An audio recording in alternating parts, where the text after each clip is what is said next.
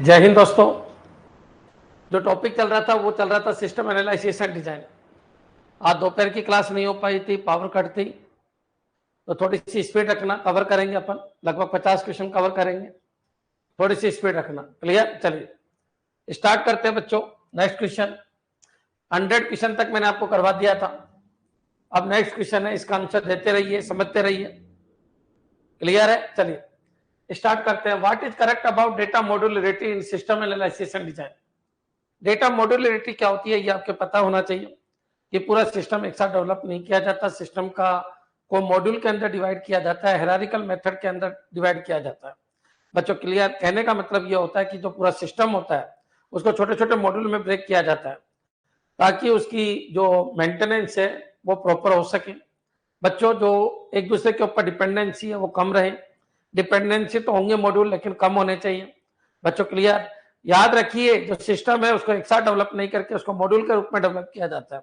और सारे मॉड्यूल ऐसे नहीं है कि एक दूसरे के ऊपर डिपेंडेंट नहीं है। डिपेंडेंट तो होंगे लेकिन कम होंगे। इससे क्या होगा? रिलायबिलिटी बनी रहेगी, मेंटेनेंस आराम से कर दिया जाएगा। किसी एक मॉड्यूल में खराबी आएगी तो उसको अपन क्या करेंगे? अगर एक मॉड्यूल में खराबी आएगी तो बच्चों उसको अपन क्या करेंगे? उस मॉड्यूल में ही परिवर्तन करना पड़ेगा, क्योंकि एक दूसरे के ऊपर डिपेंडेंसी अपन को बहुत लो रखनी होती है।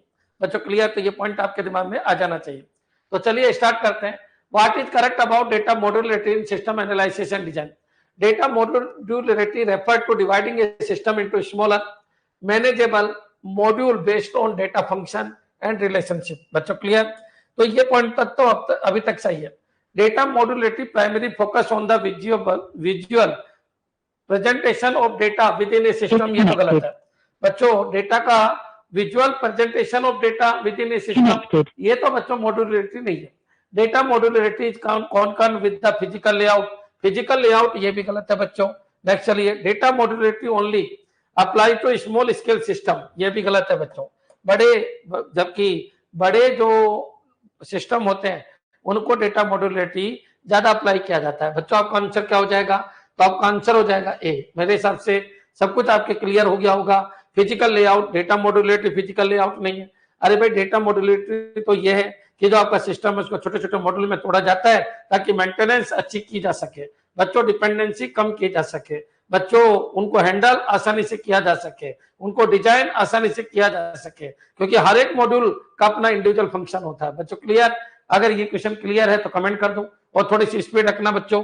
नेक्स्ट चलिए, what is a key benefit of data modularity in system analysis and design?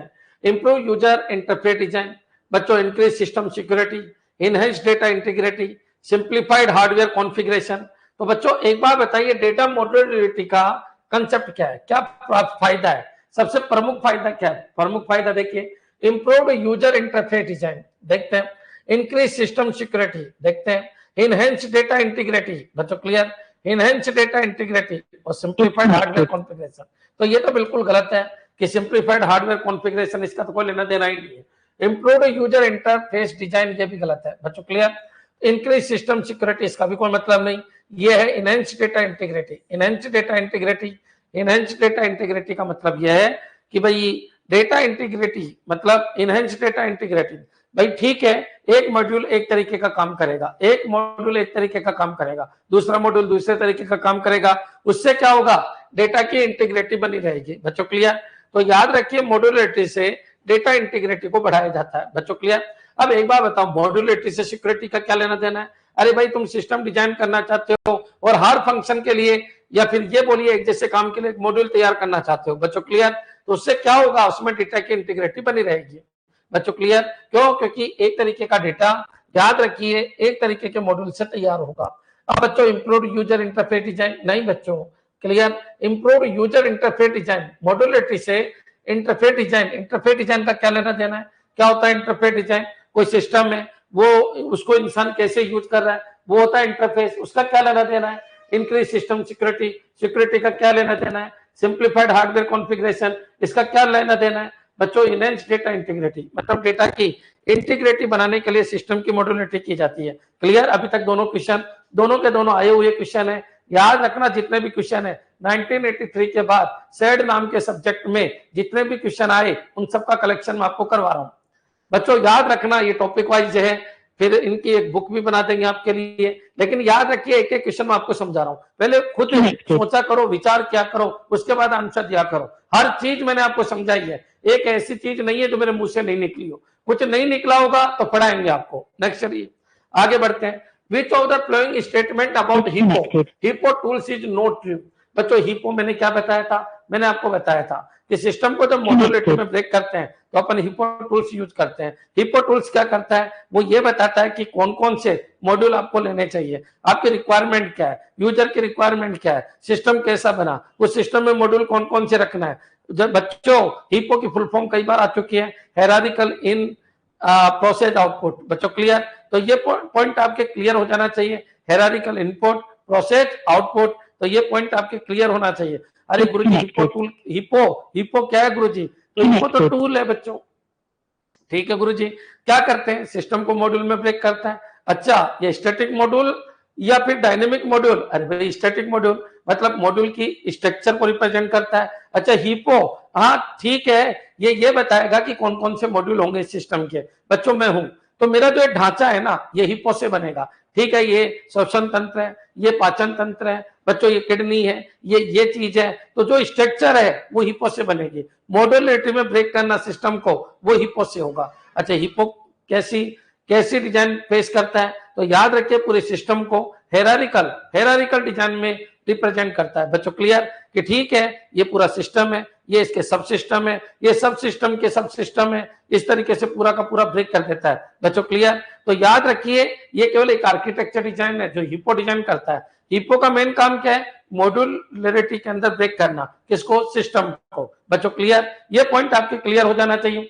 अब चलिए आगे बढ़ते हैं। देखो बच्चों मान लो ये पूरा सिस्टम है, ये पूरा सिस्टम है, उसको ये सब सिस्टम में तोड़ दिया कि चलो इसके दो ये सब सिस्टम हो गए, फिर बच्चों आगे इसको फिर सब सिस्टम में तोड़ दिया, तो ये जो काम है ये किसका होता है बच्चों, हिप्पो का।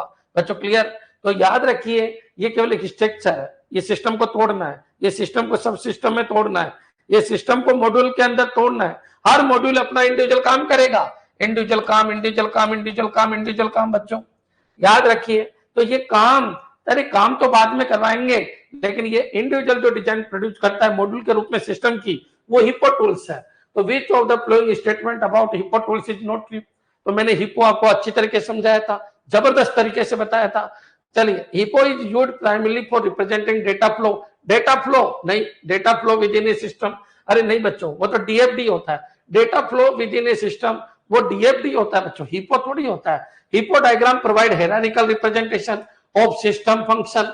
ठीक है, अभी तक ठीक है। HIPO diagram are used to depict the processing of logic of a system, गलत है। HIPO tools are typically used only in the initial stage of system design, गलत है। बच्चों क्लियर, तो बच्चों हिप्पो क्या है, तो ये कह रहा है कि HIPO tools are typically used only in the initial stage of system design. नहीं बच्चों, नहीं, ये अच्छी बातें नहीं है। हिप्पो क्या करता है बच्चों, hippo diagram provide a hierarchical representation of system functions. बच्चों क्लियर, तो इसका आंसर बी ज्यादा सही है। बच्चों क्लियर, तो हायरार्किकल इनपुट है ना, process output, hierarchical input process output, ये इसकी फुल फॉर्म है। बच्चों क्लियर, हायरार्किकल इसलिए कहते हैं क्योंकि ट्री लाइक स्ट्रक्चर में ब्रेक करता है। बच्चों क्लियर, पूरे सिस्टम को सब सिस्टम और मॉड्यूल में ब्रेक करता है। केवल ये इतना बताता है कि कौन कौन से मॉड्यूल होंगे। बच्चों क्लियर, वो काम कैसे करेंगे, वो मॉड्यूल काम कैसे करेगा वो नहीं बताता, कौन कौन से मॉड्यूल होंगे ये बताता है। कौन कौन से मॉड्यूल होंगे, कौन कौन से मॉड्यूल होंगे, कौन कौन से मॉड्यूल होंगे, कौन कौन से मॉड्यूल होंगे, केवल ये बताता है, मॉड्यूल होंगे ये बताता है बच्चों, वो काम कैसे करेंगे वो बात की बात है। बच्चों क्लियर, तो HIPO diagram provide a hierarchical representation of system. बच्चों क्लियर, सिस्टम फंक्शन बोल दो या फिर ये बोलो system into subsystem and module. Clear, अब बच्चों ये क्यों गलत हुआ, HIPO diagram are used to depict the processing logic of a system, गलत है। प्रोसेसिंग को ये बताता ही नहीं है। बच्चों क्लियर, ये इनिशियल स्टेज पे काम आता है, ये भी गलत है। बच्चों hippo is used primarily for representing data flow, भाई ये तो डीएफडी होता है। क्लियर है बच्चों, चलिए नोट ट्रू बताना है।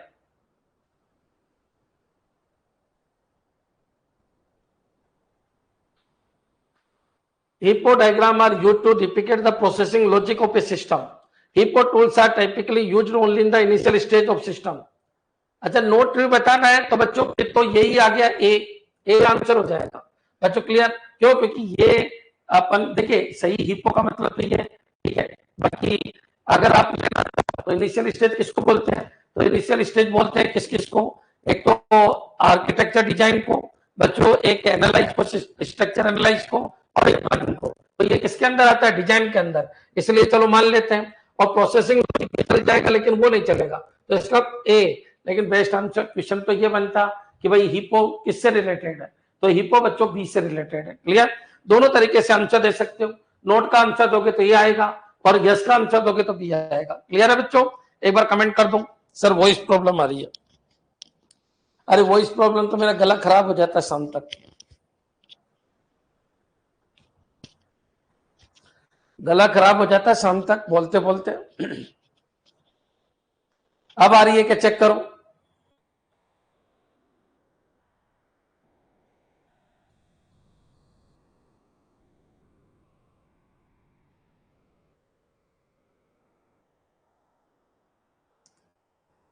खरखर हो रहा है तो खरखर तो भाई मेरा गला ही खरखर हो गया, मैं क्या करूं, है ना। ये 8वीं 9वीं क्लास है आज की, तो फिर गर्मी गर्मी भी है थोड़ी। टेक्निकल प्रॉब्लम आ रही है क्या, एक मिनट रुको।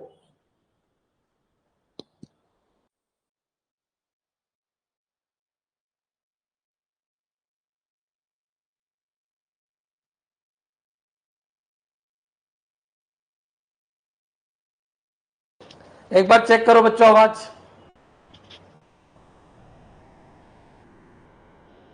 वहां से देखो आवाज में कोई दिक्कत है क्या।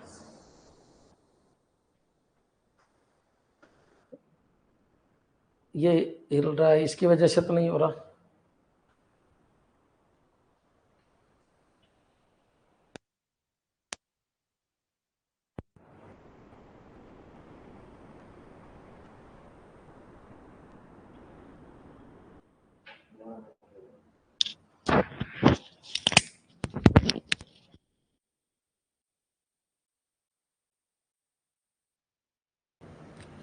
हाँ जी, अब चेक कीजिए बच्चों।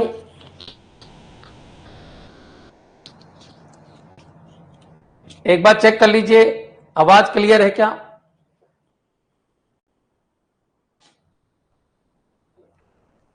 हाँ जी, अब देखो बच्चों इस क्वेश्चन में दो आंसर बन रहे हैं। अगर वो ये कहता है hippo tool is true, hippo tool के लिए ट्रू क्या है तो बी है, और हिप्पो टूल के लिए ट्रू नहीं है तो ए है। Hippo use primary for representing data flow within a system, तो ये डेटा फ्लो को नहीं बताता बच्चों, वो तो डीएफटी बताता है डेटा फ्लो को।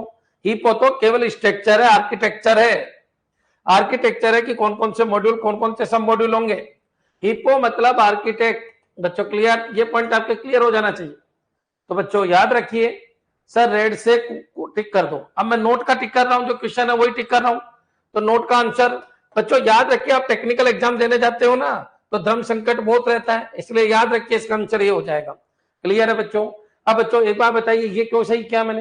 Hippo diagram are used to depicate the processing logic of a system, मतलब प्रोसेसिंग लॉजिक नहीं बोलता लेकिन लॉजिक वाइज डिवाइड करता है, ये होना चाहिए था। HIPO tools are typically used only in the initial stage of a system, बिल्कुल, क्योंकि दो तरीके के स्टेज होते हैं सिस्टम के बच्चों। डिजाइन तक तो होता है इनिशियल स्टेज, और इंप्लीमेंटेशन से नीचे होता है कौन सा बच्चों, लेटर स्टेज। क्लियर, तो इसमें बेस्ट आंसर आपका ए हो जाएगा, क्योंकि उसका आंसर डीएफडी होगा। देखो बच्चों कई बार क्या होता है, स्मार्ट बच्चा नौकरी ले जाता है, आपको सारी चीज पता है, तो आपको नोट के हिसाब से भी आंसर देना है, और नोट नहीं है उसके हिसाब से भी आंसर देना है, और एक आंसर आपको सेलेक्ट करना होता है। क्लियर, चलिए आगे बढ़ते हैं बच्चों। नोट हटा दूंगा तो ये आंसर हो जाएगा। नेक्स्ट चलिए इस क्वेश्चन को पढ़ो।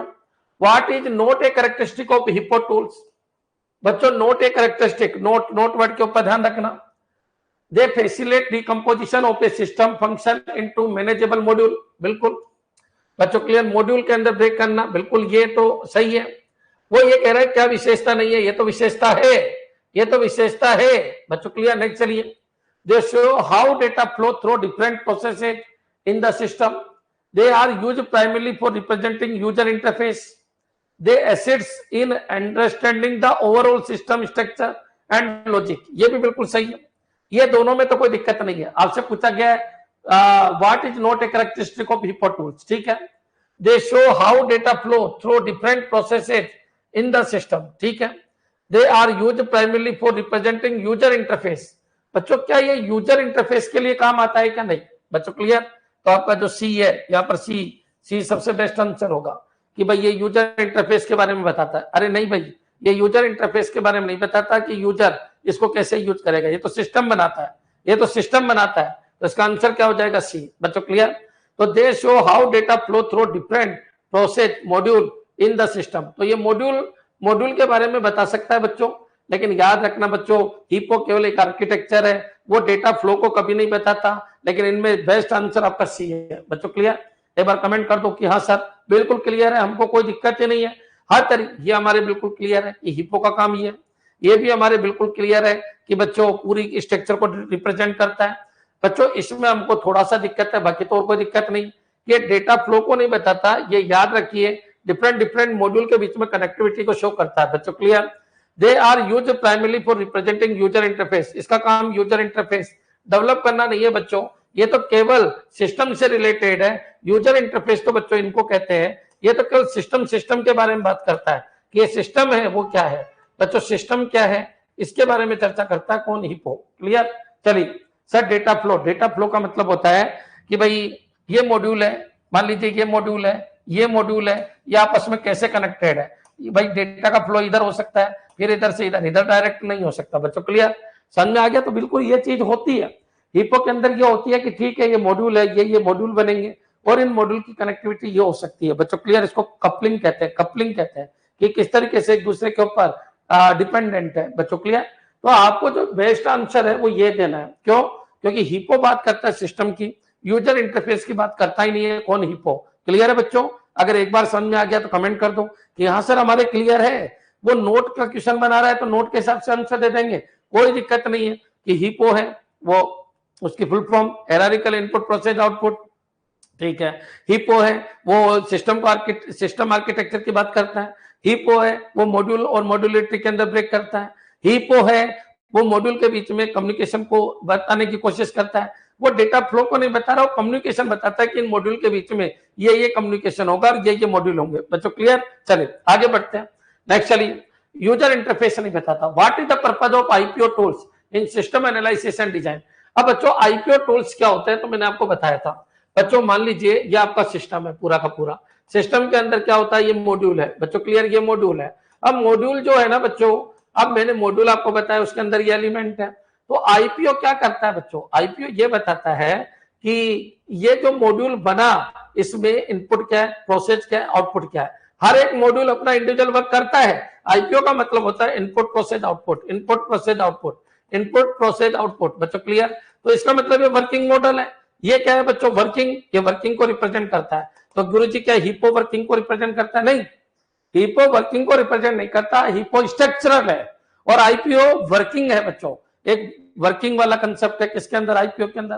तो बच्चों what is the purpose of IPO? तो आईपीओ क्या करता है कि ये एलिमेंट जो आपका मॉड्यूल है, ये मॉड्यूल एक पर्टिकुलर आउटपुट काम करता है। ये मॉड्यूल है, इसकी पूरी फंक्शनलिटी होती है। ये जो मॉड्यूल है ये इनपुट लेता है, प्रोसेस करता है, आउटपुट देता है। बच्चों क्लियर? ये मॉड्यूल है, ये पर्टिकुलर काम के लिए बना है। तो ये जो मॉड्यूल है इसका इनपुट क्या है, इसका इनपुट क्या है, इसका प्रोसेसिंग क्या है, इसका आउटपुट क्या है, मॉड्यूल के बारे में चर्चा करता है। बच्चों क्लियर? तो चलिए स्टार्ट करते हैं। What is the purpose of IPO tools in system analysis and design? To analyse financial data, गलत है। To model the flow of data within a system. बच्चों ये बिल्कुल फ्लो ऑफ डेटा को रिप्रेजेंट करता है। टू डिजाइन यूजर इंटरफेस, ये भी गलत है। टू परफॉर्म सॉफ्टवेयर टेस्टिंग, ये भी गलत है। बच्चों क्लियर?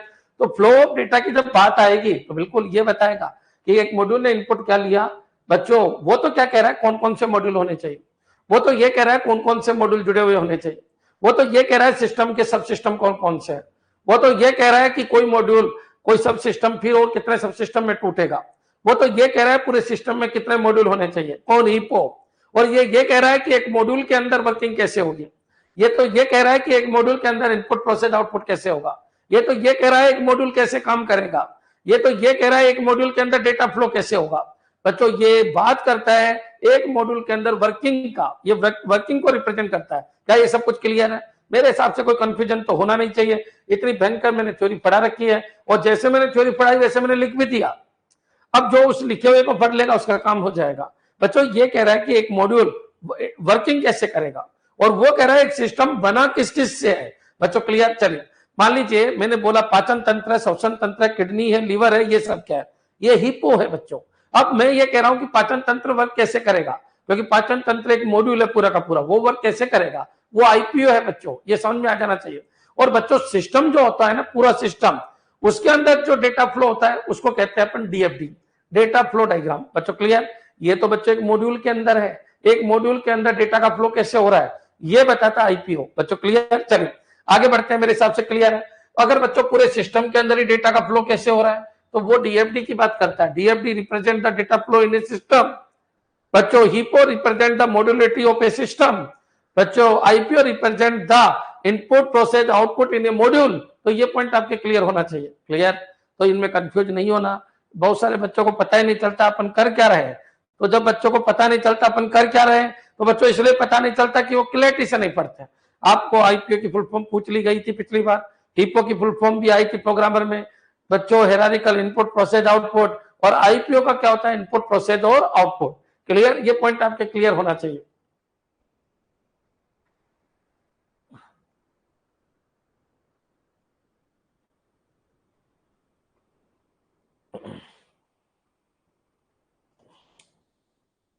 heap on system, ठीक है, ये अधूरी डेफिनेशन है।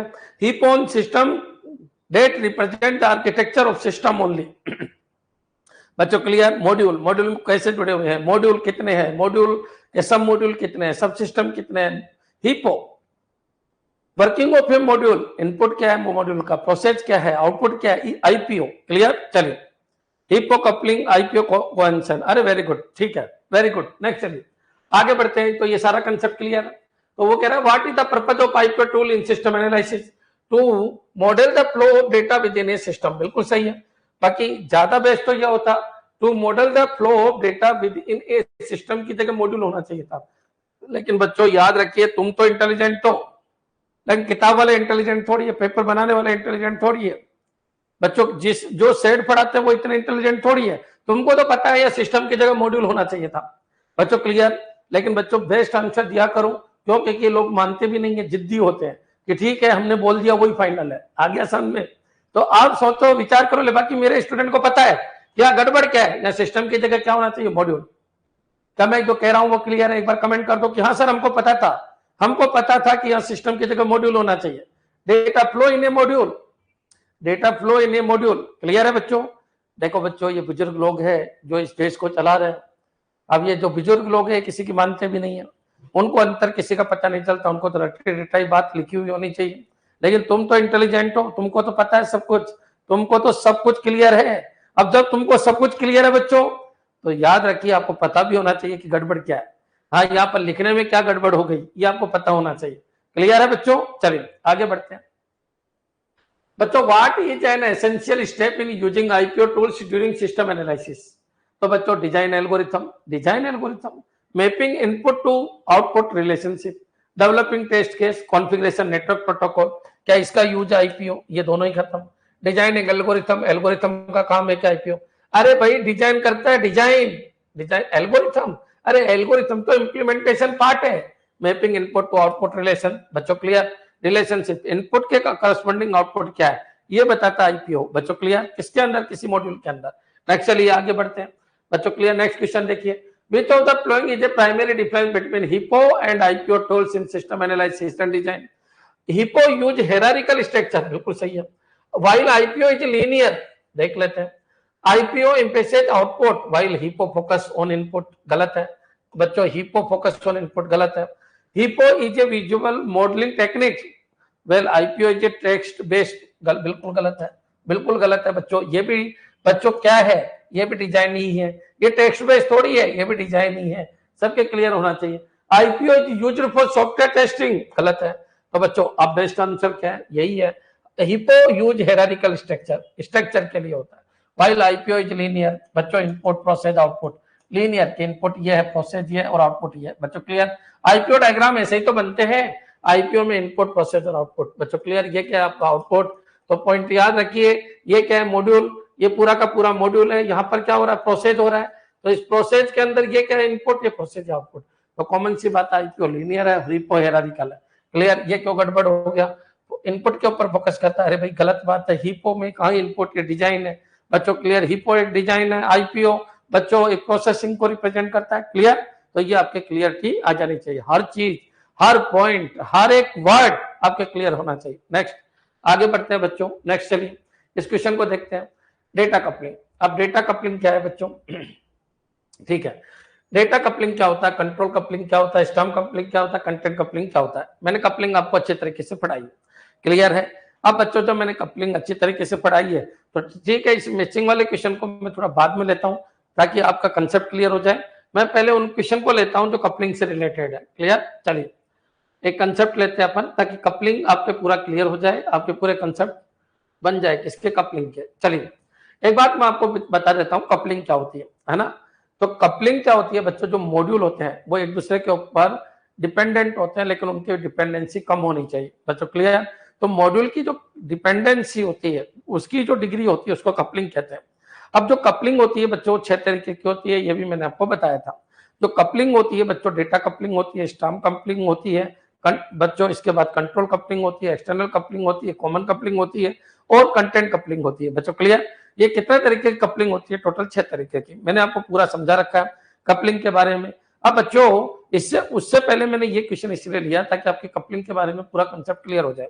तो बच्चों एक बात मैं आपको क्लियर कर देता हूँ, एक होती है डेटा कपलिंग बच्चों, क्लियर। एक होती है स्टर्म कपलिंग, स्टर्म कपलिंग के बाद एक होती है डेटा स्टर्म, एक होता है कंट्रोल कपलिंग, कंट्रोल कपलिंग। एक होता है बच्चों कंट्रोल के बाद आपका एक्सटर्नल कपलिंग, एक्सटर्नल कपलिंग बच्चों, क्लियर। External coupling. एक होता है कॉमन कपलिंग, कॉमन कपलिंग बच्चों, क्लियर, कॉमन कपलिंग। और एक होता है बच्चों कंटेंट कपलिंग, कंटेंट कपलिंग बच्चों, क्लियर। तो यहां से आपके क्वेश्चन बन जाते हैं।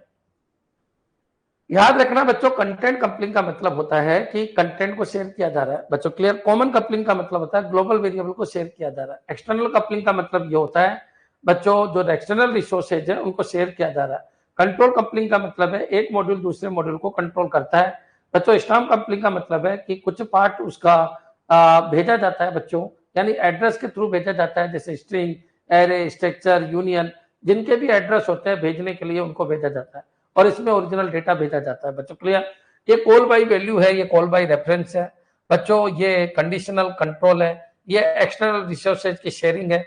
यहाँ पर दो मॉड्यूल क्या करते हैं, रिसोर्सेज को शेयर करते हैं, मैंने सब कुछ पढ़ा रखा आपको। तो बच्चों इस रिसोर्सेज की वजह से, इस रिसोर्सेज की वजह से इनके बीच में एक स्ट्रॉन्ग कपलिंग हो जाती है बच्चों, क्लियर।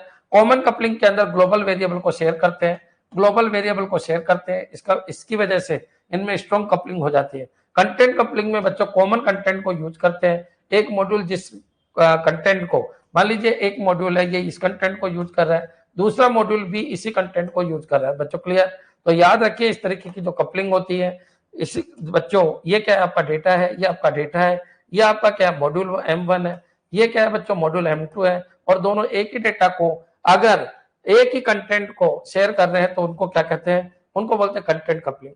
सबसे डेंजर तरीके की जो कपलिंग होती है वो कंटेंट कपलिंग होती है, इसकी डिग्री बहुत ज्यादा हाई होती है बच्चों। याद रखिए ये वर्स्ट के कपलिंग है, ये बेस्ट कपलिंग है, क्योंकि इसकी डिग्री जो होती है वो लो होती है ना। कपलिंग की जो डिग्री होती है वो लो होती है, इसलिए बेस्ट होता है, क्योंकि कपलिंग अपन को क्या चाहिए, अपन को बेस्ट चाहिए बच्चों, क्लियर।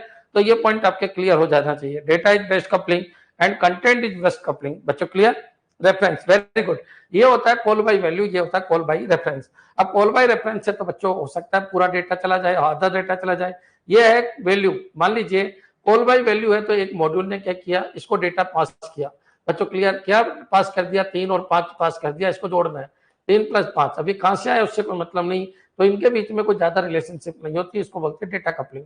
इसमें बच्चों एड्रेस पास होता है, इसलिए इसको इससे मतलब है बच्चों एड्रेस ऑफ ए और एड्रेस ऑफ बी को ऐड करना है बच्चों, क्लियर। ए के ऊपर वैल्यू और ए के बी के ऊपर वैल्यू को ऐड करना है, ए स्टार प्लस बी स्टार को ऐड करना है, तो बच्चों इससे रिलेशन है बच्चों, क्लियर। कंट्रोल कपलिंग का मतलब होता है कि एक मॉड्यूल जो है M1 और ये M2, तो M1 M2 के अंदर जो आपके कंडीशनल या डिसीजन मेकिंग स्टेटमेंट है उनका इफेक्ट इसके ऊपर पड़ता है, तो उसको बोलते हैं कंट्रोल कपलिंग। एक्सटर्नल कपलिंग क्या होती है बच्चों, जैसे मान लीजिए एक मॉड्यूल ये और ये एक मॉड्यूल ये है और दोनों को एक ही रिसोर्सेज चाहिए, तो एक रिसोर्सेज के थ्रू जो कपलिंग होती है उसको एक्सटर्नल कपलिंग कहते हैं बच्चों, क्लियर। यहाँ को रिसोर्सेज है उसके थ्रू जो कपलिंग होती है उसको एक्सटर्नल कपलिंग कहते हैं। कॉमन कपलिंग क्या होती है, ग्लोबल वेरिएबल होता है। ग्लोबल वेरिएबल वो होते हैं जिनको सारे के सारे मॉड्यूल यूज कर सकते हैं बच्चों। क्लियर? लोकल वेरिएबल वो होते हैं जिनको केवल ये इस मॉड्यूल के लोकल वेरिएबल को यही मॉड्यूल एसेज करेगा और इसके लोकल वेरिएबल को यही, लेकिन ग्लोबल वेरिएबल के थ्रू इन दोनों के बीच में कपलिंग हो सकती है, रिलेशनशिप कैसे भी बने बच्चों। क्लियर? मान लीजिए मेरे और अंबिका मैडम के बीच में क्या रिलेशनशिप है, तो मेरे और अंबिका मैडम के बीच में एक ही रिलेशनशिप है कि ठीक है यार, चलो कोई दूसरा एग्जाम्पल ले लेते हैं, थोड़ा शोभा नहीं दे रहा तो एक काम करते हैं अपन दूसरा ले लेते हैं कि मान लीजिए एक ये क्या है, ये फादर है, ये मदर है, ये फादर है। चलिए एक काम करते हैं, ये आदमी है, ये आदमी है, ये औरत है, इनके बीच में क्या कपलिंग है, तो बच्चों बच्चे के थ्रू कपलिंग है बच्चों, क्योंकि बच्चे को दोनों चाहते हैं और बच्चा नहीं हो तो बच्चों ठीक है, ठीक है तू तेरे घर में मेरे घर, तो बच्चों को सिस्टम भी चल सकता है बच्चों। क्लियर? तो कॉमन सी बात है, ये कपलिंग किसकी वजह से, इसकी वजह से। अब वो ग्लोबल वेरिएबल है तो कॉमन कपलिंग है। अच्छा बच्चों याद रखिए, अगर रिसोर्सेज है तो एक्सटर्नल कपलिंग है बच्चों, का डेटा ट्रांसफर हो रहा है तो कंट्रोल कपलिंग है बच्चों, एड्रेस पास हो रहा है तो ये स्टैम्प कपलिंग है, डेटा पास हो रहा है तो डेटा कपलिंग है बच्चों। क्लियर? कंट्रोल पास हो रहा है तो कंट्रोल कपलिंग है। क्लियर? एक बार कमेंट कर दो, मेरे हिसाब से समझ में आ जाना चाहिए कि किस तरीके से अपन को कपलिंग की चर्चा करनी है। लेकिन बच्चों क्या तुम्हारे इतना लेवल आता है? मेरे को तो नहीं लगता प्रोग्रामर में इतना आता है, लेकिन याद रखिए कहीं ना कहीं नेट में गेट में इनमें यहाँ से भयंकर क्वेश्चन आते हैं। सारे क्वेश्चन 83 के बाद के मैं लेके आया हूँ, सारे के सारे क्वेश्चन मैं आपको करवा रहा हूँ। क्लियर? तो चलिए अपन स्टार्ट कर देते हैं। तो बच्चों what is meant by coupling in software engineering? Software engineering में कपलिंग का क्या मतलब है? The process of integrating software components. अरे कपलिंग इसको कहते हैं क्या? क्या है ये? कपलिंग है क्या? Software component, the process of integrating software component, गलत है। The degree of dependency between software module, बिल्कुल, degree of dependency of software module. The process of separating software module, गलत है। Dependency the size of software module, गलत है बच्चों। Clear? तो degree of dependency between software module, it is called coupling बच्चों। Clear? अगर ये सारी बातें आपके सही है तो एक बार कमेंट कर दो कि हाँ गुरुजी कोई दिक्कत नहीं, हमारे तो पूरा समझ आ रहा है, हमको कोई दिक्कत नहीं है। नेक्स्ट चलिए आगे बढ़ते हैं बच्चों। क्लियर? बीच में कुछ क्वेश्चन छोड़े हैं, वो इसलिए छोड़े हैं ताकि आपके पूरा समझ में आ जाए, तो वो भी समझ में आ जाएगा। Which of the following types of coupling represent the strongest interdependency between module? वो तो खतरनाक तरीके की इंटरडिपेंडेंसी होनी चाहिए बच्चों। ऐसी कपलिंग कौन सी होती है? Content coupling. बेस्ट कपलिंग कौन सी है? Data coupling. वेस्ट कपलिंग कौन सी है? Content coupling. Higher degree of coupling कौन सी है? कंटेंट कपलिंग बच्चों। क्लियर? समझ में आ जाना चाहिए। लूज कपलिंग का एग्जाम्पल कौन सा है? Data coupling. डेटा कपलिंग एक लूज कपलिंग है बच्चों। क्लियर? ऑर्डर भी बहुत सारा पूछता है, तो डेटा है, स्टैम्प है, फिर कंट्रोल है, फिर एक्सटर्नल है, फिर कॉमन है, और कॉमन के बाद आपकी कंटेंट कपलिंग है बच्चों। क्लियर? चलिए आगे बढ़ते हैं अपन बच्चों। कंटेंट कपलिंग, एक बच्चे ने सी आंसर दिया, सी आंसर क्यों दिया? मेरा तो दिल ही दुखा दिया बच्चे ने, क्या करूं मैं, समझ से बाहर है। उसने बोला highest degree of independency, interdependency, interdependency, interdependency, highest degree, independency नहीं है, इंटरडिपेंडेंसी की स्ट्रॉन्गेस्ट डिग्री क्या है? तो इंटरडिपेंडेंट, ज्यादा डिपेंडेंट एक दूसरे के ऊपर, कंटेंट कपलिंग बच्चों। क्लियर? जबरदस्त कपलिंग के लिए बोला है, मतलब गंदी कपलिंग, जबरदस्त कपलिंग, गंदी कपलिंग, स्ट्रॉन्गेस्ट कपलिंग, एक दूसरे के ऊपर डिपेंडेंसी, भयंकर डिपेंडेंसी। क्लियर? अरे समझ में आना चाहिए क्या? तकलीफ हो गई बच्चों, क्या करूं ऐसे बच्चे। मतलब बहुत दुख हो रहा है, बहुत दुख हो रहा है। कहना क्या चाह रहे, तुम कर क्या रहे हो, समझ से बाहर है। कभी तो मेरे को ऐसा लगता है तुम मेरे स्टूडेंट ही नहीं हो।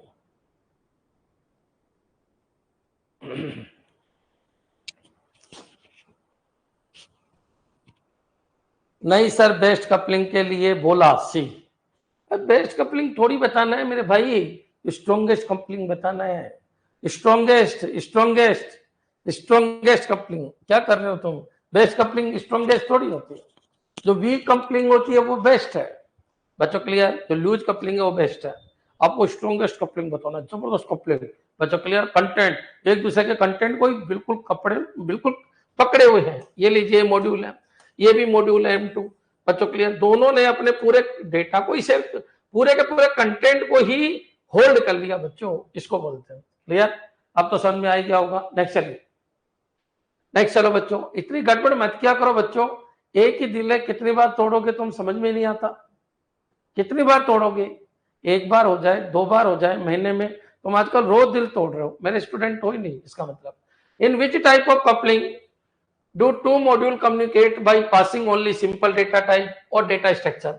बच्चों क्या है, ऐसी कौन सी कपलिंग है जिसमें डेटा पास कर देते हैं, सिंपल डेटा स्ट्रक्चर पास कर देते हैं, डेटा कपलिंग बच्चों, पास करके छोड़ दिया, भूल गया मैं तो पास करके कि ठीक है ले बाबू 3 आ रहा है, बाबू 5 आ रहा है, बाबू जोड़ने वाला बाबू है, 8 आंसर दे देता है, उसको क्या मतलब कहां से आया कहां से नहीं आया, डेटा कपलिंग है बच्चों। क्लियर, ये पॉइंट आपके क्लियर आ जाना चाहिए बच्चों। एक बार बताइए, एक मशीन वहां लग रही है, मैं यहाँ से पास कर रहा हूँ 3 + 4, डेटा भेजा मैंने 7 आ गया, बाबू ने भेज दिया आउटपुट आ गया बच्चों। क्लियर, उसको क्या मतलब है, पीछे वाला बर्बाद हो गया नहीं हुआ बच्चों। क्लियर, इसको बोलते हैं डेटा कपलिंग। अब खूब समझा दिया, अब समझ में आ जाना चाहिए। In which type of coupling do two module communicate by passing only simple data types, simple data types बच्चों। क्लियर, और डेटा स्ट्रक्चर बच्चों, डेटा कपलिंग। नेक्स्ट चलिए आगे बढ़ते हैं। Which type of coupling occurs when one module control the flow of another module by passing its information on what to do। तो बच्चों control coupling बच्चों। क्लियर, नाम से पता चल रहा है कि एक मॉड्यूल दूसरे मॉड्यूल को कंट्रोल पास कर रहा है कि भाई तेरे को क्या करना है क्या नहीं करना, वो मॉड्यूल इसके द्वारा कंट्रोल हो रहा है, बाबू ये कर, बाबू वो मत कर, बाबू ये कर, बाबू कंडीशन ये आ गई ये काम कर, तो ये होता है कंट्रोल कपलिंग बच्चों। क्लियर, नेक्स्ट चलिए आगे बढ़ते हैं बच्चों। नेक्स्ट चलिए आगे बढ़ो।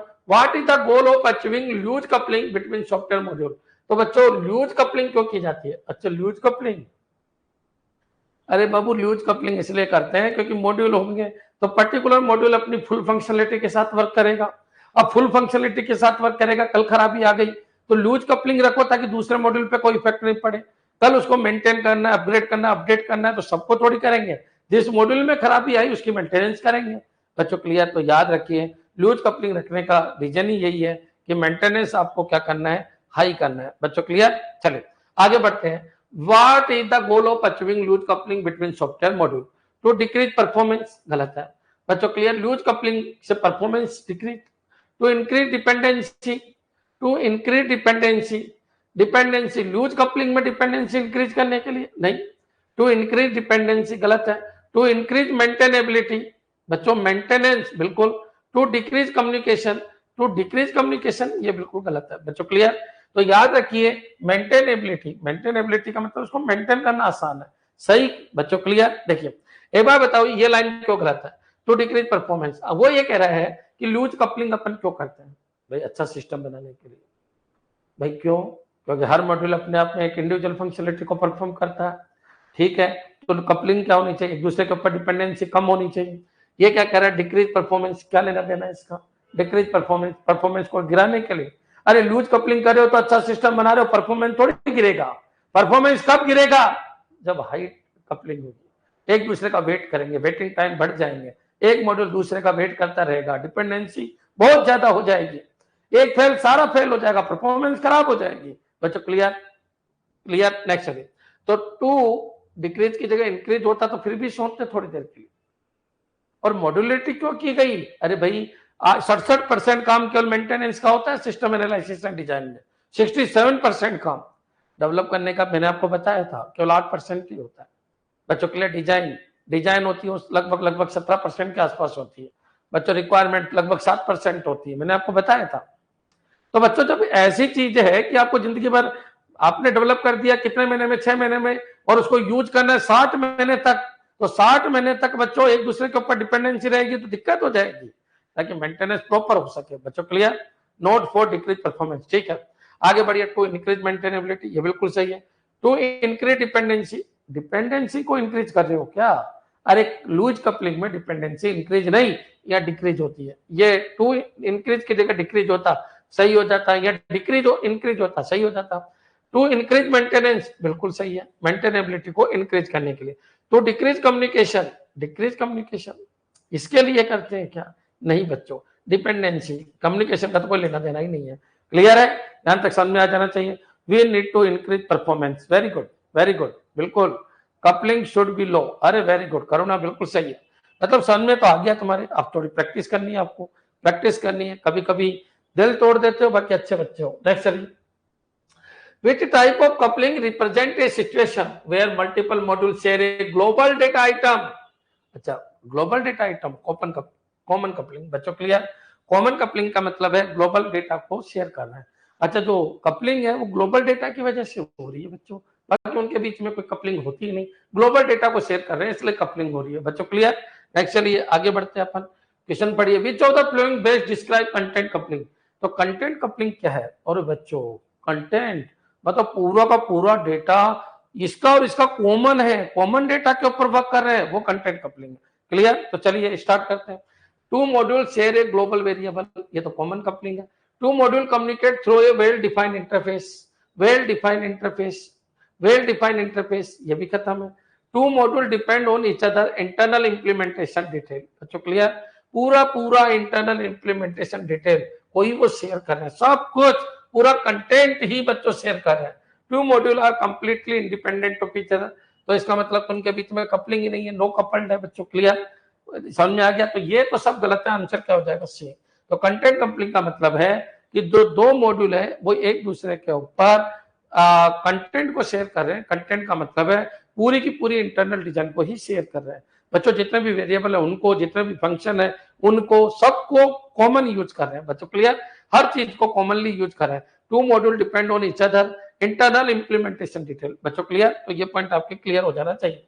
What is an example of common coupling.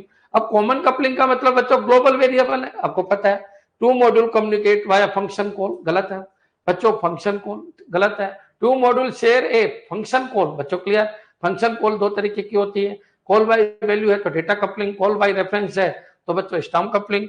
Two module share a common global variable, ये बिल्कुल सही है बच्चों। Two module use a well defined interface for interaction, कोई मतलब ही नहीं है। Two module are completely independent, ये यूज कपल है बच्चों क्लियर। नेक्स्ट चलिए बच्चों, which scenario represent control coupling. अब कंट्रोल कपलिंग क्या है बच्चों, कंट्रोल कपलिंग क्या है आप सबको पता है कि एक मॉड्यूल दूसरे मॉड्यूल को कंट्रोल करे बच्चों क्लियर, यहां पर कोई डिसीजन आए तो इस डिसीजन को दूसरा मॉड्यूल यूज करे बच्चों क्लियर। तो module A invoke module B and specify the sequence of operation. Module A and module B communicate using function parameters. Module A and module B share a global variable. Module A and module B are isolated and have no interaction. Clear? चलिए, module A and module B communicate using function parameters. Function parameters, ठीक है। तो module A आपको चाहिए control, module A invoke module B and specify the sequence of operation, बच्चों clear, ये आपको clear हो जाना चाहिए कि ठीक है यार मैं आपको बता रहा हूं वैसे काम करो, उसको बोलते हैं कंट्रोल। तो module A invoke module B, बच्चों ठीक है, बी को कहेगा and specify the sequence of operation, मतलब कंट्रोल, कि यार मैं कंट्रोल कर रहा हूं, मैं जो कह रहा हूं वो करो, मैंने जो बोला है ना वो काम करो, फालतू काम मत करो बच्चों क्लियर। तो आपका आंसर क्या हो जाएगा ए। देखो बच्चों मेन चीज है, ये मैनेजमेंट का टॉपिक है, इसमें हर चीज मैंने आपको पढ़ाई, ऐसी कोई चीज नहीं है तो मैंने आपको नहीं पढ़ाई, लेकिन आपका सोचने का दिमाग कैसा उसके ऊपर भी टिका हुआ। अगर 50 में से 50 चाहिए, 49 भी नहीं चाहिए, तो उसका एक ही तरीका है, क्वेश्चन को समझना स्टार्ट करो, क्वेश्चन कहना क्या चाह रहा है ये समझना स्टार्ट करो। बाकी 5 घंटे का, मात्र 5 घंटे का टॉपिक है system analysis and design, clear. ये क्यों फेल हो गया, module A and module B communicate using function parameter, function call के थ्रू नहीं, उसमें तो डेटा और स्टम्प आता है बच्चों क्लियर। तो ये क्या है कि यार इन्वोक कर रहा है, module A invoke module B to specify the sequence of operation, अरे वो कह रहा है उसको कंट्रोल कर रहा है, कह रहा है कि ये काम मत करो ये काम करो, क्लियर। चलिए आगे बढ़ते हैं।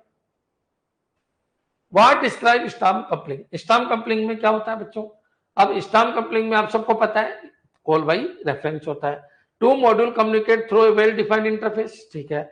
Two module share a global variable, common है। Two module interact based on complex data structure, ये बिल्कुल सही है, कॉम्प्लेक्स डेटा स्ट्रक्चर बच्चों क्लियर। तो बच्चों याद रखिए कॉम्प्लेक्स डेटा स्ट्रक्चर में डेटा स्टोर ही जाता है, डेटा का भी नहीं जाता बच्चों, उसका एड्रेस जाता है, जैसे स्ट्रिंग के अंदर, एरे के अंदर, स्ट्रक्चर के अंदर, यूनियन के अंदर, इनमें क्या जाता है, एड्रेस जाता है बच्चों क्लियर। तो कॉमन सी बात है बच्चों, जब दोनों डेटा को, डेटा नहीं, उनके बीच में जो डेटा है वो सिंपल डेटा नहीं होकर कॉम्प्लेक्स डेटा स्ट्रक्चर है, तो उसके द्वारा अगर वो इंटरेक्ट हो रहा है, call by complex data structure का मतलब होता है बहुत बड़ा डेटा, एरे हो सकता है, स्ट्रिंग हो सकता है, नॉर्मल डेटा नहीं, प्रिमिटिव डेटा नहीं, नॉन प्रिमिटिव डेटा टाइप जो डेटा होता है वो बच्चों डायरेक्टली पास नहीं होकर उनका एड्रेस पास होता है। कोई कहे मैं एरे को पास करना चाहूँ, अरे कैसे होगा, एरे का तो एड्रेस पास होता है, क्योंकि एरे एक कॉम्प्लेक्स डेटा स्ट्रक्चर है, स्ट्रिंग एक कॉम्प्लेक्स डेटा स्ट्रक्चर है, उसका तो एड्रेस पास होगा। स्ट्रक्चर पास करूंगा, स्ट्रक्चर पास नहीं होता, क्योंकि array, string, structure, union, annum, इनके अंदर हमेशा ध्यान रखिए कॉल बाय रेफरेंस ही लगता है। हाँ, सिंपल अगर वेरिएबल है आपका, सिंपल वेरिएबल, तो उसके अंदर बच्चों कॉल बाय वैल्यू और कॉल बाय रेफरेंस दोनों चलता है। क्लियर?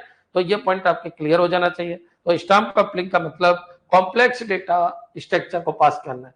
टू मॉड्यूल इंटरेक्ट, बच्चों दो मॉड्यूल है ये और ये। अब बच्चों ये इसके अंदर कॉम्प्लेक्स डेटा स्ट्रक्चर को पास कर रहा है, मतलब कॉल बाय रेफरेंस को यूज कर रहा है। तो two module interact based on the complex data structure, इस तरीके की जो कपलिंग होती है उसको कहते हैं स्टैम्प।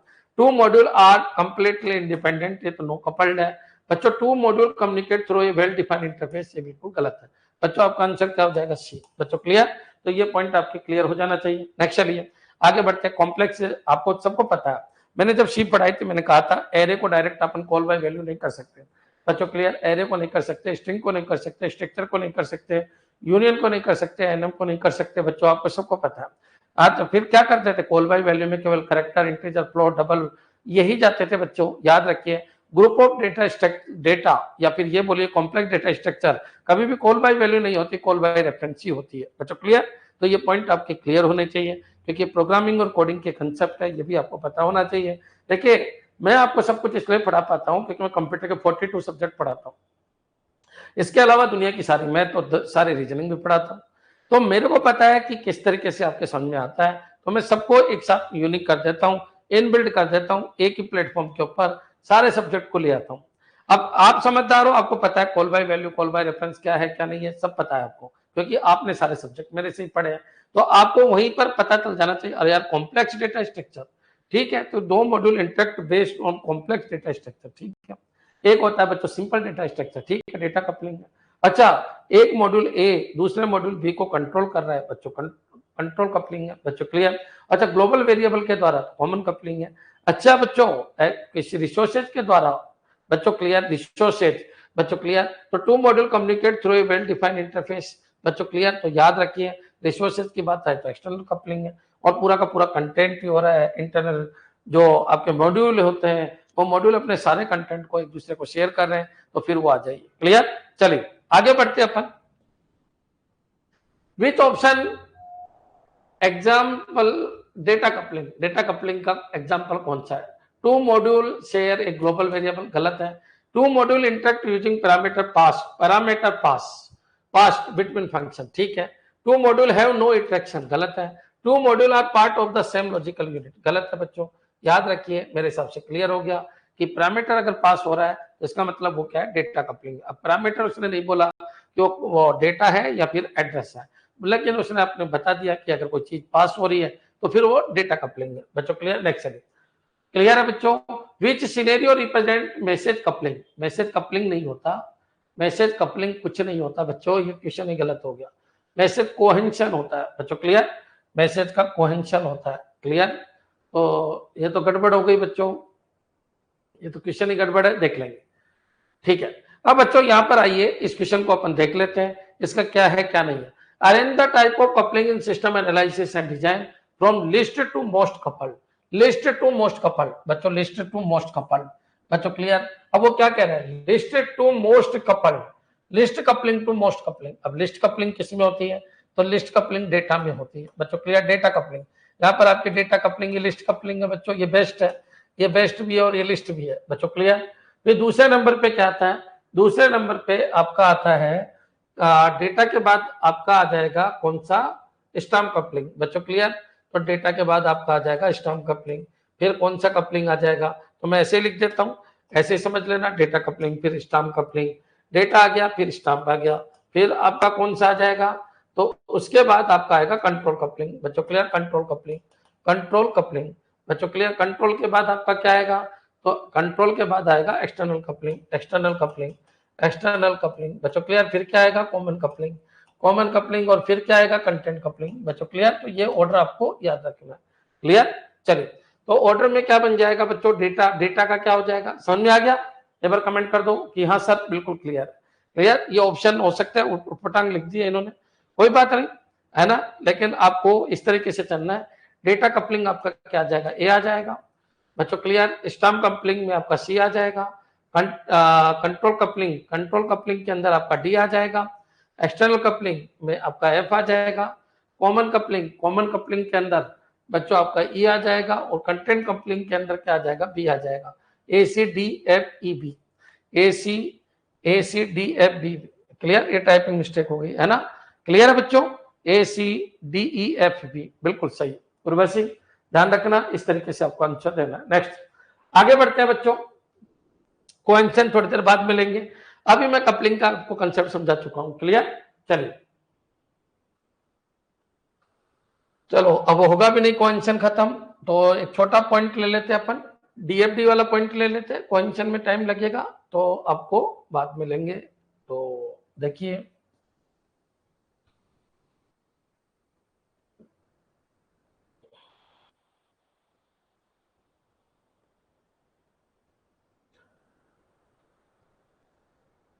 हाँ जी बच्चों, 10 मिनट 5 मिनट बाकी है, एक छोटा सा टॉपिक का एमसीक्यू और कर लेते हैं, फिर कोहेंशन को आपको पूरा समझाना पड़ेगा कंप्लीटली, उसके क्वेश्चन थोड़े से जटिल होते हैं, किस तरीके से अपन उसको करते हैं उनके ऊपर अपन चर्चा करेंगे, है ना, तब ये सब समझ में आ जाएंगे, तो अपन टेस्टिंग के क्वेश्चन लेंगे, फिर अपन नेट गेट के कुछ क्वेश्चन है जिनके ऊपर अपन चर्चा करेंगे।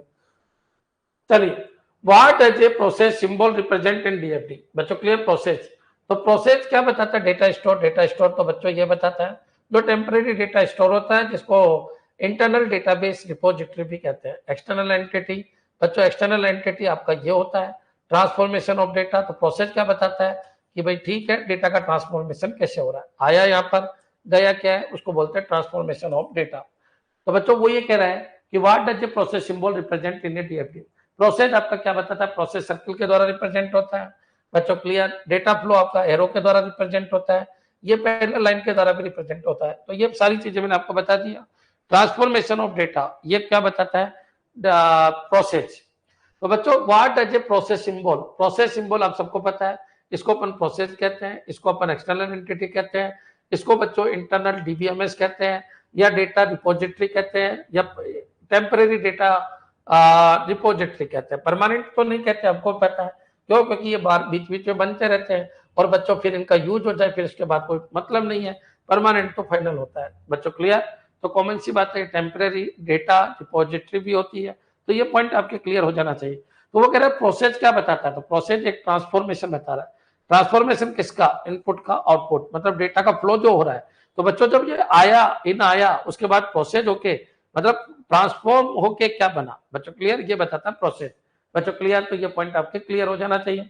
ये क्वेश्चन आया हुआ है बच्चों, what does process symbol represent in DFD, तो transformation of data, data store, तो प्रोसेस डेटा स्टोर थोड़ी है बच्चों, डेटा स्टोर तो ये एक्सटर्नल एंटिटी, ये बताता है कि सिस्टम को कौन कौन यूज कर रहा है, सिस्टम को जो यूज कर रहा है वो एक्सटर्नल एंटिटी है बच्चों, तो याद रखिए इधर भी एक्सटर्नल एंटिटी है उधर भी एक्सटर्नल एंटिटी है बच्चों। डेटा फ्लो को ये तो प्रोसेस ट्रांसफॉर्मेशन ऑफ डेटा बताता है कि जो आपका इनपुट में डेटा आया बच्चों, सिस्टम में जो डेटा आया या फिर प्रोसेस के लिए जो डेटा आया वो अलग था और ट्रांसफॉर्म होकर डेटा अलग बन गया।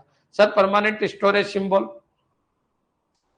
परमानेंट स्टोरेज सिंबल क्या होते हैं, ठीक है, तो परमानेंट स्टोरेज सिंबल को आप देखिए अलग अलग बुक में अलग अलग दे रखे है ना, किसी जगह रेक्टेंगल दे रखे हैं, किसी जगह और दे रखे हैं, लेकिन अपने कोर्स में डीएफडी है, तो डीएफडी में जब वो ये बोले कि स्टोरेज बताइए, स्टोरेज किसके द्वारा रिप्रेजेंट होता है, तो स्टोरेज यहाँ पर दो तरीके से अपन रिप्रेजेंट कर सकते हैं, एक तो बच्चों पैरेलल लाइन के द्वारा रिप्रेजेंट कर सकते हैं और एक अपन इसके द्वारा रिप्रेजेंट कर देते हैं बच्चों, क्लियर। बस ये दो ही पॉइंट आपको याद रखना है, लेकिन एक्सटर्नल में बच्चों वो एक्सटर्नल लिख के भी कर देता है और एक रेक्टेंगल के द्वारा भी वो कर देता है, मतलब स्क्वायर के द्वारा, सॉरी गलत बोल गया, स्क्वायर के द्वारा भी रिप्रेजेंट कर देता है, क्लियर। तो कॉमन सी बात है, एक्सटर्नल की अपन चर्चा ही नहीं करेंगे डीएफडी में, ना तो फिर कंफ्यूज हो जाओगे, डीएफडी में इंटरनल डेटा स्टोर की अपन बातें करेंगे, क्लियर। अब देखो करुणा चीज ये है कि जो डीएफडी है उसका हर बुक में अलग अलग सिंबल दे रखे हैं, हर बुक में अलग अलग सिंबल है। देखो प्रोसेस को अपन सर्कल से रिप्रेजेंट करते हैं, लेकिन कुछ बुक है वो इनको राउंड इस तरीके से बोल सकते हैं अपन कि ये रेक्टेंगल है और राउंड शेप रेक्टेंगल के द्वारा भी रिप्रेजेंट करते हैं, लेकिन ये बुक टू बुक वेरी करता है। आपके जब एग्जाम में आते हैं तो आपको यही आंसर देना है क्योंकि यही आपके ऑप्शन होते हैं, क्लियर, समझ में आ गया। Open rectangle and parallel line, internal internal internal internal, अब बाहर जो है वो डीएफडी का पार्ट नहीं है, तो बाहर आप लिख दो कि एक्सटर्नल स्टोरेज है। बच्चों क्लियर? और तो क्या इलाज है, और कोई इलाज नहीं। अब बच्चों मैंने तो देखा है कि जो एक्सटर्नल स्टोरेज है उसको स्क्वायर से भी रिप्रेजेंट करते हैं बहुत सारे। अब ये किताबों के ऊपर टिका हुआ है, कौन सी किताब में क्या है। एक्सटर्नल भी तो 2 टाइप होता है ना, रेक्टेंगल एंड स्क्वायर। नहीं प्रज्ञा, ऐसा नहीं है। इंटरनल की जब मैं बात करूं, इंटरनल कब होता है, जब डीएफडी चलती है तो उस समय वो अपना डेटा को स्टोर करती है, जिसको अपन रिपोजिटरी कहते हैं। मतलब वर्किंग, मतलब जिसको फिर यूज करेंगे, फिर यूज करेंगे, फिर यूज करेंगे, ऐसा भावना होती है। लेकिन जब अपना फाइनल हो जाता है तो फाइनल जो है वो एक्सटर्नल स्टोरेज होता है। अब ये बच्चों अलग अलग बुक में अलग अलग होता है, लेकिन मैं आपको बता देता हूँ अधिकतर स्क्वायर फॉर्मेट में होता है। किसमें? Square format. क्लियर? अगर ये क्लियर है तो एक बार कमेंट कर दो। डीएफडी बच्चों आप सबको पता है, डीएफडी का मतलब है सिस्टम के अंदर। अब सिस्टम के अंदर जो वर्क हो रहा है वो सब टेम्परेरी होता है बच्चों। परमानेंट तो केवल उसका आउटपुट होता है, और उस आउटपुट को जो स्टोर करता है वो परमानेंट स्टोरेज है, वो स्क्वायर के रूप में होता है। क्लियर? एक बार कमेंट कर दो जो मैं बोलना चाह रहा हूँ वो क्लियर है क्या? क्योंकि बच्चों सिस्टम के अंदर जो डेवलप हो रहा है वो सब टेम्परेरी है, परमानेंट वहां कुछ भी नहीं है, वो सब टेम्परेरी है। जब वो आउटपुट में चला जाएगा एक्सटर्नल, तो एक्सटर्नल जिस रूप में रखना चाहे वो रखेगा। अपन को तो डीएफडी से मतलब है, सिस्टम के अंदर से मतलब है। क्लियर? तो याद रखना अलग अलग बुक में अलग अलग होता है वो, लेकिन डीएफडी की चर्चा करें तो यही होगा। क्लियर? अरे मेरी भावनाओं को समझ पा रहे हो क्या आप? मैं क्या कहना चाह रहा हूं ये समझ में आ गया तुम्हारे? जो आपका आंसर आया था सर एक्सटर्नल। अब देखो बच्चों मैं आपको बता रहा हूं, जब मैंने आपको डीबीएमएस पढ़ाया था, तो डीबीएमएस पढ़ाया था उस समय जब मैं स्टोरेज की बातें कर रहा था, तो वहां पर रेक्टेंगल की बातें की थी। अब मैं ये अभी आपको कह रहा हूं कि स्क्वायर के रूप में होगा। क्लियर? लेकिन ये होता है, डिपेंड करता है किताब से किताब। लेकिन अगर कोई ये पूछे डीएफडी के, डीएफडी जब अपन बनाते हैं तो परमानेंट स्टोरेज को कैसे रिप्रेजेंट करेंगे, मतलब एक्सटर्नल जो आउटपुट गया उसके स्टोरेज को कैसे रिप्रेजेंट करेंगे, तो बच्चों स्क्वायर से रिप्रेजेंट कर देंगे। क्लियर? चलिए आगे बढ़ते हैं बच्चों। इस क्वेश्चन को देखिए, विच of the following is not true about context level DFD. बच्चों कॉन्टेक्स्ट लेवल डीएफडी का मतलब है कि पूरे सिस्टम को आप केवल एक प्रोसेस से रिप्रेजेंट करते हो और उसकी बॉडी बना देते हो, इंटरनल और एक्सटर्नल।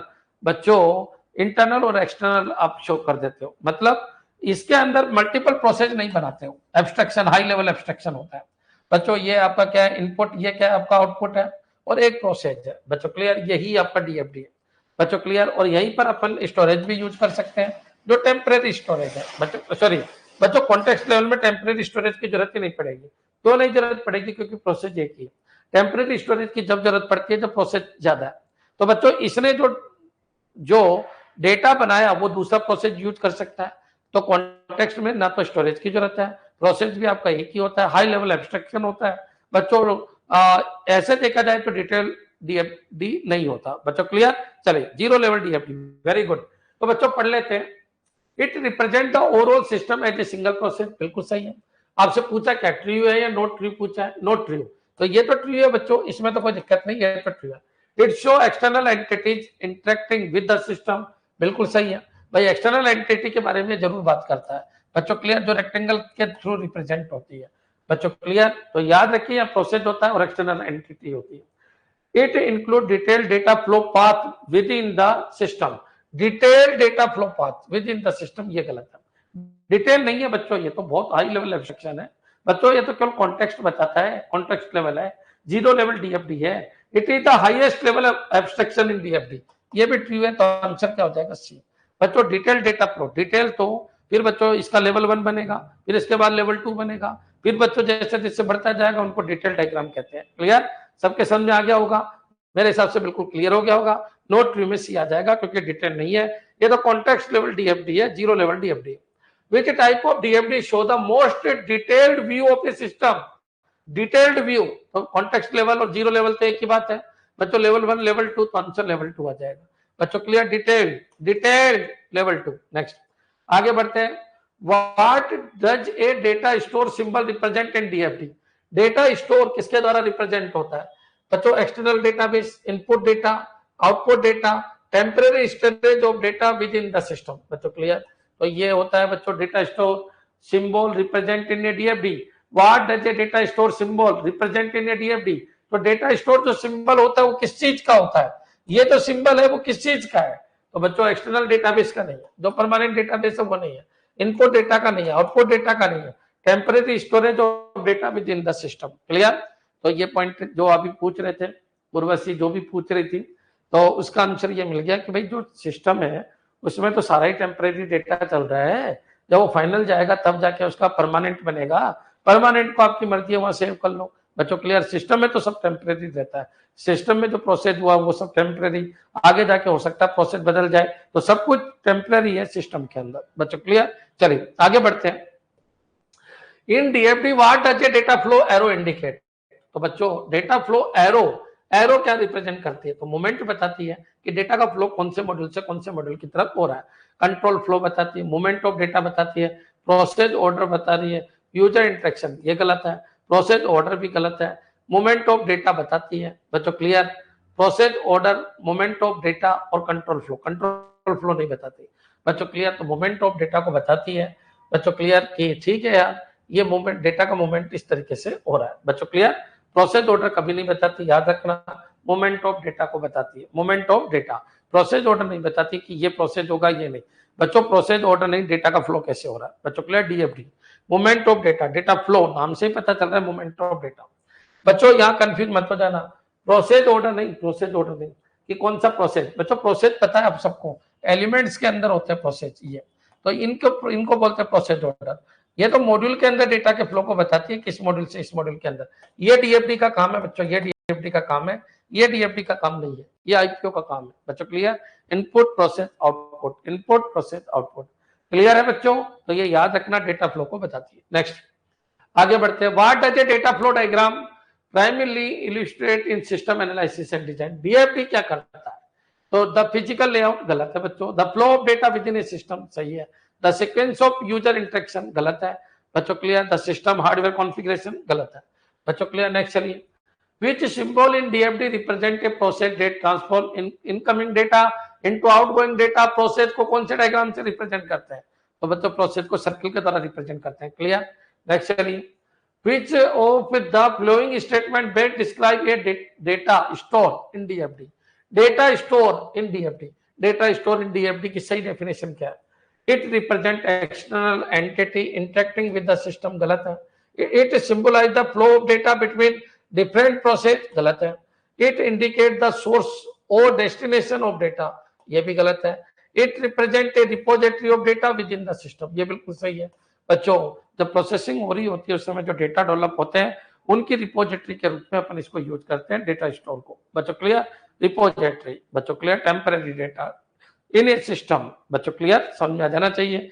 नेक्स्ट चलिए आगे बढ़ते हैं। Which DFD level typically provide the highest level of abstraction? Level 0 बच्चों, and show the broadest view of a system। बच्चों क्लियर? तो level 0 बच्चों, highest level of abstraction level 0। Next चलिए। What does a data flow represent in DFD? The path traveled by external entity गलत है, the sequence of process execution गलत है, the transform of data between process बिल्कुल सही है, the direction of data movement within the system, the direction of, direction नहीं बच्चों, direction नहीं, the transform of data between process, transformation of data between process. बच्चों सही आंसर क्या होगा? The direction of data movement, ये भी गलत है, ये भी गलत है, इसको भी समझो आप, ये भी गलत हो गया, ये भी गलत हो गया बच्चों। क्यों गलत हो गया? देखिए ये तो दो गलत है। The part travelled by N external entity गलत है। डीएफडी क्या बताता है? गलत है। देखो कितना बारीक अंतर है। The sequence of process execution ये भी गलत है। बच्चों क्लियर? ये आईपीओ का काम है, ये बच्चों आपका ठीक है। The transformation of data between process, transformation of data between process, तो बच्चों ये आपका प्रोसेस होता है। क्या होता है? प्रोसेस होता है बच्चों। The direction of data movement within the system. बच्चों clear? The direction of data movement within the system, data का मूवमेंट को बताता है डेटा फ्लो डायग्राम। बच्चों क्लियर? तो ये पॉइंट आपके क्लियर होना चाहिए। The transformation of data between process ये गलत है बच्चों। ट्रांसफॉर्मेशन ये वर्ड गलत है, ट्रांसफॉर्मेशन को नहीं बताता बच्चों। क्लियर? डीएफडी डेटा प्रवाह क्या बताता है? Flow of data, flow of data, ये तो प्रोसेस की डेफिनेशन है। डीएफडी की डेफिनेशन है फ्लो ऑफ डेटा, यानी डेटा को मूवमेंट को बताता है किसके अंदर? सिस्टम के अंदर। बच्चों क्लियर? तो ये पॉइंट आपको याद रखना है। देखिए कितना बारीक अंतर है, मेरे हिसाब से क्लियर हो गया होगा। नेक्स्ट आगे बढ़ते हैं। In a DFD an external entity represent a process data transform data गलत है। ट्रांसफॉर्मेशन का मतलब प्रोसेस होता है। ये data store within the system बच्चों, ये तो डेटा रिपोजिटरी होता है बच्चों, ये आपका प्रोसेस होता है।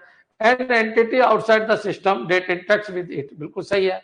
डीएफडी में एक्सटर्नल एंटिटी क्या है?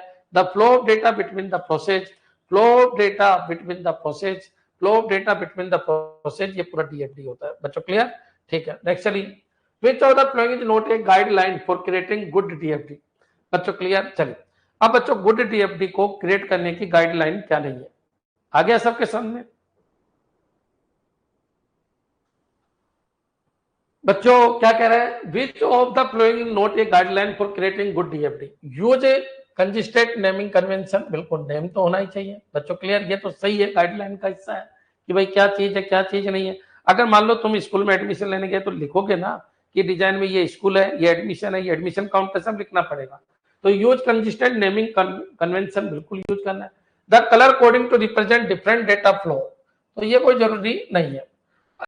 Avoid crossing data flow line, बिल्कुल लाइन एक दूसरे को काटनी नहीं चाहिए ऐसे, ठीक है। Keep the numbers of process to a minimum, कम से कम प्रोसेस रखना है, बिल्कुल ये भी बिल्कुल सही है। तो याद रखना कलर कोड की कोई जरूरत नहीं है कि आप कलर यूज करो, इसको रिप्रेजेंट करने के लिए, डेटा फ्लो को रिप्रेजेंट करने के लिए कलर यूज करो, ये कोई जरूरी नहीं है बच्चों, क्लियर? याद रखना दो लाइन एक दूसरे को नहीं काटे, कम से कम प्रोसेस रखना है। और बच्चों याद रखिए नेमिंग सिस्टम ढंग से होना चाहिए, लेकिन कलर को यूज करो ये कोई जरूरी नहीं है, क्लियर? तो यहां तक आपके समझ में आ जाना चाहिए बच्चों। और अगर क्वेश्चन है डीएफडी के तो देख लेते हैं अपन, तो ज्यादा लेट हो गया आज। चलो 2 क्वेश्चन और बच्चे डीएफडी के, फिर कल चर्चा करेंगे बाकी। Which of the following is not true about data flow diagram, तो DFD show the flow of data within a system, सही है। DFD is a graphical representation techniques, ये भी सही है। DFD are mainly used for showing the physical layout of hardware component, गलत है। DFD help in understanding the transformation process within a system, बिल्कुल सही है। भाई डेटा का ट्रांसफॉर्मेशन कैसे होगा? फिजिकल लेआउट तो बिल्कुल भी नहीं है डीएफडी, आप सबको पता है। हार्डवेयर कैसे जुड़े हुए हैं वो डीएफडी थोड़ी होता है बच्चों, क्लियर? तो सब कुछ समझ में आ जाना चाहिए बच्चों। सॉफ्टवेयर के अंदर मतलब जो सिस्टम आपने डेवलप किया उनके बीच में डेटा का फ्लो क्या है वो डीएफडी बताता।